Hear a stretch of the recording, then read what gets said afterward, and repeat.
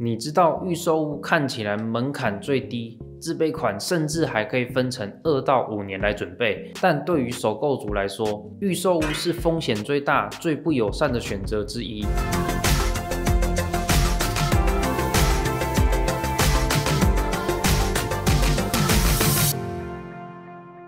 嗨，南投买好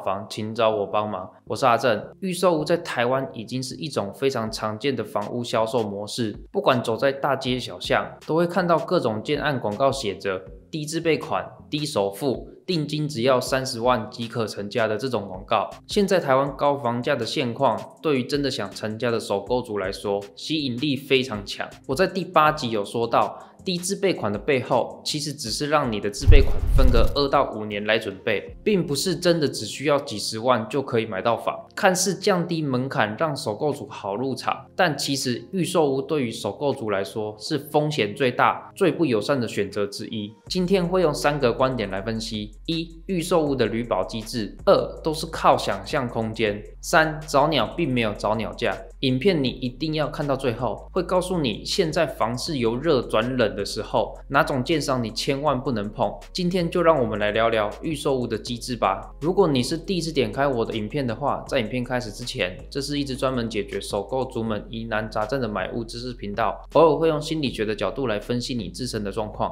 你想要在第一时间了解房地产的最新资讯，记得按下订阅并开启小铃铛，才不会错过最新的影片消息哦。那么影片开始吧。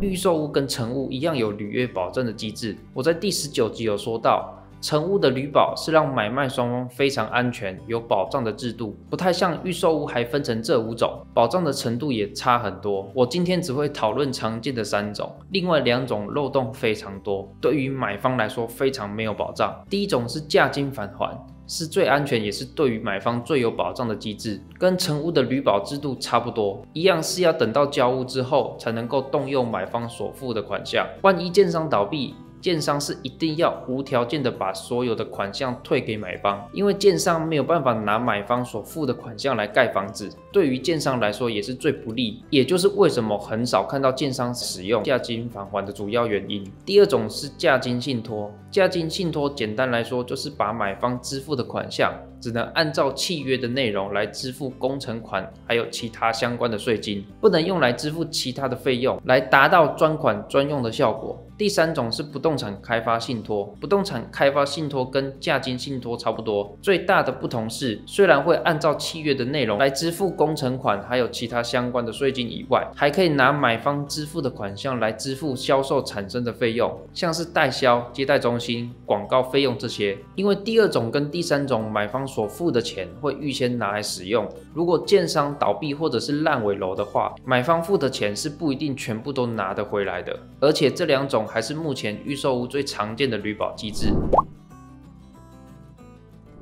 预售屋是指正在盖或是还没有盖的房子，所以看房的时候只会有图面上的介绍，好一点的可能还会有样品屋或者是模型可以看。当代销给你看图面或者是建材表的时候，我相信大部分的首购族是有看没有懂的，只能由代销单方面的介绍，像是格局图的判断，柱跟柱之间会有梁，还有该怎么挑格局才不会浪费室内空间，还有景观跟朝向。盖好之后看出去会不会有遮蔽物？未来周遭会不会有新的建案又盖起来？室内的采光到底好不好？会不会房间跟客厅都看不到阳光？另外有买停车位的话，像是车位的大小，买的车位会不会离电梯很远？车道的宽度如果不够，好不好回车或者是倒车入库？预售屋是完全没有办法让你去测试，只能透过经验跟凭空想象。好不容易等了2到5年完工，盖出来的跟想象有落差的话，你也完全没有办法说什么。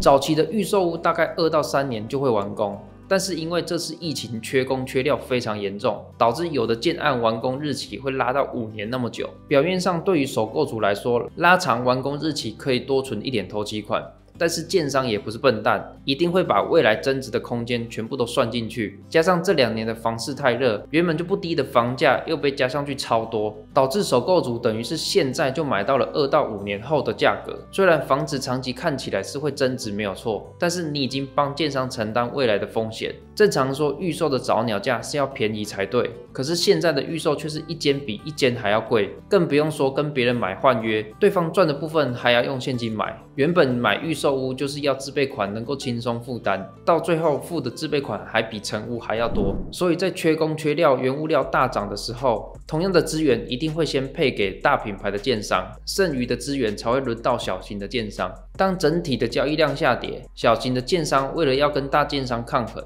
吸引人来买，通常会透过降价来达到成交的目的，到最后就变成入不敷出，烂尾楼的几率就会变得更高。履保又不是用价金返还的话，你付出的钱就很有机会拿不回来。在房市冷的时候，挑选建商会是非常重要的事情。像是上礼拜有一个台中的陈先生找我线上咨询，陈先生当初也是因为建商标榜低首付才决定买预售屋，结果到了案场才发现喜欢的户型早就已经卖光了，想说再考虑看看，结果在网络上看到房仲有卖他喜欢的户型，就请房仲帮他谈价。在准备要谈价格的时候，他上网查了一下建商的评价，才发现这个是一案建商，就马上打消购买的念头。我也帮他分析了预售屋的环境跟常见的地雷，对于首购族来说真的非常不友善。陈先生有透过置顶留言的连结，输入信箱跟姓名，就利用我写的2023年买房电子书，让他更知道怎么去设定需求跟预算，也帮助陈先生在买房的路上避免了很多地雷。如果你也想透过我的帮助，用对的方式、正确的观念来累积经验，在房市冷的时候买到理想中的房子，并且省下至少3年自行摸索试错的时间，就马上点击下方资讯栏的连结，预约我的1对1线上会议咨询，让我来看看怎么帮助你吧。